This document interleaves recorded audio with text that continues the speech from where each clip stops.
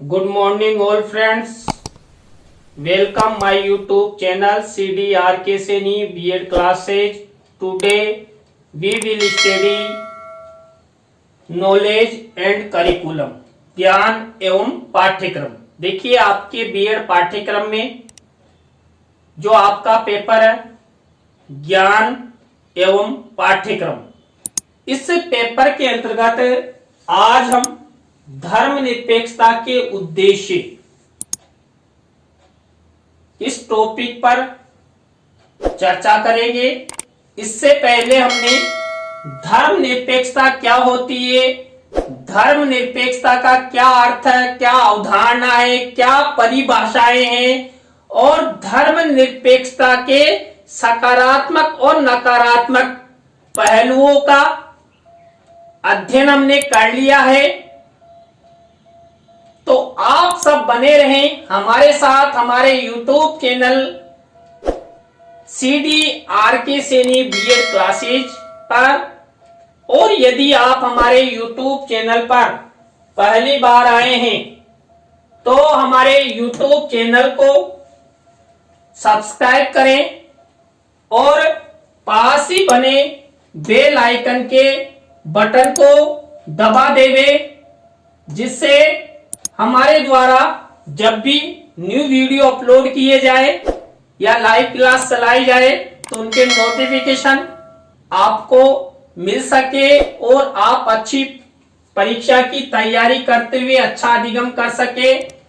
देखिए YouTube पर हमारे द्वारा 6 चैनल संचालित हैं। CDRK Saini B.Ed classes, CDRK Saini technical, CDRK Saini Sanskrit, CDRK Saini competition जिस पर हम साइकोलॉजी के वीडियो अपलोड करते हैं, CDRK सैनी नॉलेज और CDRK सैनी परिवार की होनहार प्रतिभावान लाडली बिटिया गीताली के वीडियो, उनके डांस के उसकी एक्टिविटीज के वीडियो मामा भांजी YouTube चैनल पर अपलोड किए जाते हैं। तो आप सबसे अपेक्षाएं की जाती है कि आप सब इन चैनल्स को सब्सक्राइब करें और इन पर अपलोडेड वीडियो को देखें और ज्ञान प्राप्त करें। देखिए जो धर्मनिरपेक्षता के उद्देश्य हैं, देखिए हम जीवन में कोई सा भी कार्य करते हैं तो हम उद्देश्य बनाते हैं और उन उद्देश्यों के आधार पर चलते हुए उन उद्देश्यों की पूर्ति हमारे द्वारा की जाती है। तो धर्मनिरपेक्षता का पहला उद्देश्य है धर्मनिरपेक्षता की प्राप्ति। देखिए धर्मनिरपेक्षता हमारे द्वारा हमारे संविधान में अपनाई गई है। तो धर्मनिरपेक्षता की प्राप्ति का उद्देश्य हमारा होना चाहिए, क्योंकि धर्मनिरपेक्षता से किसी भी धर्म के साथ कोई भेदभाव नहीं होता है। सब धर्मों को समान रूप से उपासना करने का अधिकार मिलता है, धार्मिक स्वतंत्रता का अधिकार मिलता है। तो हम धर्मनिरपेक्षता की प्राप्ति कर सके, यही हमारा पहला उद्देश्य है। भारत देश में धर्मनिरपेक्षता का अर्थ होता है कि राज्य द्वारा किसी भी धर्म को आश्रय नहीं दिया जाएगा, महत्व नहीं दिया जाएगा और ना ही संरक्षण दिया जाएगा। यानी पर्टिकुलर एक धर्म को अगर देना होगा तो सभी धर्मों को आश्रय दिया जाएगा, लेकिन एक धर्म को, देखिए हमारा देश धर्म प्रधान देश नहीं है। हमारे देश में अनेक धर्म है, लेकिन हमारी सरकारों द्वारा किसी एक धर्म को मान्यता या आश्रय नहीं दिया गया है। लेकिन इसका तात्पर्य नहीं होता है कि यदि कोई धार्मिक संस्था किसी शिक्षण संस्था को संचालित करती है तो राज्य सरकार उसे अनुदान नहीं देगी। नहीं, अनुदान भी देती है, लेकिन सभी धर्मों की धार्मिक संस्थाओं को, जैसे शिक्षा क्षेत्र में अगर बालकों की प्रगति हो रही है तो हमारी सरकारें उनको अनुदान देगी। अल्पसंख्यकों की जो शिक्षा संस्थानें हैं उनको बढ़ावा देगी और शिक्षा क्षेत्र में उन्हें आगे बढ़ाने का प्रयास किया जाएगा।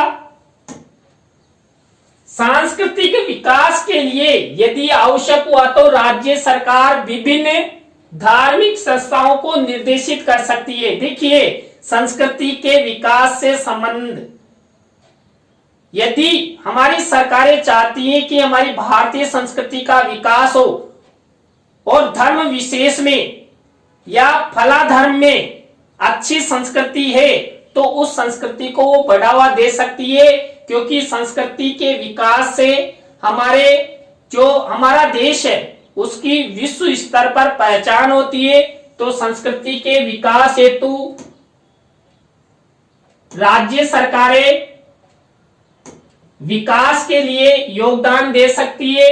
धर्मनिरपेक्षता का मुख्य उद्देश्य यह है कि किसी भी राज्य में नैतिकता तथा शिक्षा आदि के ऊपर किसी प्रकार के धर्म का अनावश्यक प्रभाव नहीं होगा। सभी एक दूसरे के अस्तित्व को ध्यान में रखकर अपने कार्य एवं व्यवहार में अग्रसर होंगे। यानी कि देश के नागरिकों या देश की सरकारें हों या राज्य सरकारें हों, धर्म विशेष में दखल अंदाजी नहीं करेगी। सभी को अपने अपने धर्म को आगे बढ़ाने, शिक्षा संस्थाओं को आगे बढ़ाने का अधिकार होगा और राज्य सरकारें और केंद्र सरकारें किसी एक धर्म को ना तो महत्व देगी, ना आश्रय देगी और ना ही संरक्षित करेगी। सभी धर्मों को समान रखते हुए आगे बढ़ाने का प्रयास हमारी सरकारों द्वारा किया जाएगा। तो इसके माध्यम से देखिए, हमने पहला उद्देश्य धर्मनिरपेक्षता की प्राप्ति, पहला हमारा उद्देश्य हुआ। दूसरे नंबर का उद्देश्य है धर्मनिरपेक्ष राज्य की प्राप्ति। देखिए, यहां पर धर्मनिरपेक्ष राज्य की प्राप्ति होना, देखिए आप सभी को पता है हमारे देश में अनेक राज्य हैं, तो यहां पर हमारे देश के प्रत्येक राज्य में धर्म विशेष को मान्यता नहीं दी जाती है। सभी धर्मों के लोगों का आदर किया जाता है, सम्मान किया जाता है, सभी धर्मों को आगे बढ़ाने का प्रयास किया जाता है, वो भी समान रूप से। हमारी जो सरकारें हैं, राज्य सरकारें या केंद्र सरकारें, कोई भी योजना लागू करती है तो सभी धर्मों के लिए समान रूप से लागू करती है, जिससे सभी धर्मों के लोगों का विकास हो सके। धर्मनिरपेक्षता का दूसरा उद्देश्य है धर्मनिरपेक्ष राज्य की प्राप्ति करना। धर्मनिरपेक्ष राज्य की प्राप्ति कब हो सकती है? जब राज्य किसी भी एक धर्म विशेष को महत्व नहीं देगा, संरक्षित नहीं करेगा और आश्रय प्रदान नहीं करेगा, तो धर्मनिरपेक्ष राज्य की स्थापना हो सकती है। धर्मनिरपेक्ष राज्य वह है जहां प्रत्येक नागरिक को समान अवसर समानता के आधार पर प्राप्त है। देखिए, धर्मनिरपेक्ष राज्य वह माना जाता है जिस राज्य में वहां के जो नागरिक है उनको बिना किसी भेदभाव के समानता के आधार पर समान अवसर मिले, चाहे वो शिक्षा प्राप्ति का हो, रोजगार का हो या किसी अन्य क्षेत्रों, सभी क्षेत्रों में समान अवसर उनको मिले और वो अपना विकास करें। जहां समाज नागरिकों के कार्यकलापों में धर्म के आधार पर व्यवधान नहीं डालता।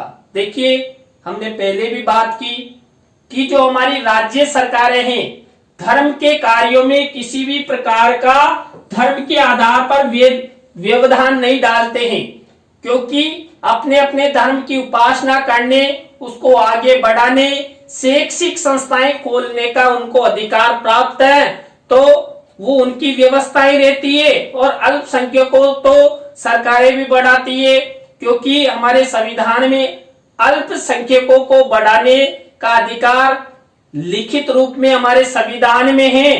तो उनको अच्छा विकास, शैक्षिक अवसर और उनको आगे बढ़ाने के कार्य हमारी सरकारों द्वारा किए जाते हैं।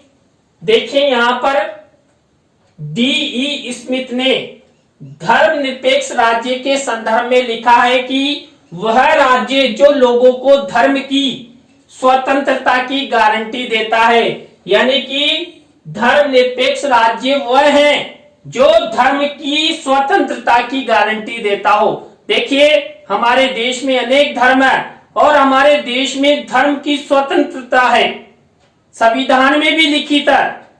और देखिए समान योजनाओं को समानता के आधार पर लागू भी किया जा रहा है और हम आर्थिक रूप में भी सक्षम हो रहे हैं, देश का विकास भी कर रहे हैं। वह है धर्मनिरपेक्षता के आधार पर, धार्मिक सद्भाव के आधार पर, सहिष्णुता के आधार पर, समन्वय के आधार पर हमें धर्मनिरपेक्ष होते हुए भी सभी धर्मों का समान आदर करते हैं, भाईचारे की भावना का विकास करते हैं और आगे बढ़ते हैं। प्रत्येक व्यक्ति को नागरिकता की मान्यता देता है, भले ही वो किसी भी धर्म का क्यों न हो। देखिए राज्य होता है, प्रत्येक नागरिक को राज्य की नागरिकता या राष्ट्र की नागरिकता प्रदान करता है। क्यों? चाहे वो किसी भी धर्म से हो, क्योंकि धर्म निरपेक्षता के अंदर किसी एक धर्म विशेष को ना तो मान्यता दी जाती है, ना आश्रय दिया जाता है, ना संरक्षण दिया जाता है, ना महत्व दिया जाता है। हर दिया जाएगा तो सभी को दिया जाएगा। तो इसलिए धर्म निरपेक्ष राज्य वह है जहां पर धर्म की स्वतंत्रता हो और सभी को धर्म के आधार पर न मानते हुए समान रूप से नागरिकता प्रदान की जाए, संवैधानिक रूप से वह किसी विशेष धर्म से संबंधित न हो और न ही वह किसी धर्म विशेष की प्रगति और अवनति से संबंधित हो। देखिए धर्मनिरपेक्ष राज्य वह राज्य है जो किसी भी धर्म विशेष को ना तो ऊंचा उठाने ना गिराने की बात करता हो।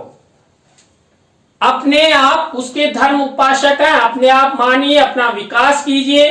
राज्य का कर्तव्य है सबको समानता के आधार पर समान अवसर उपलब्ध करवाना। तो देखिए आज की क्लास में हमने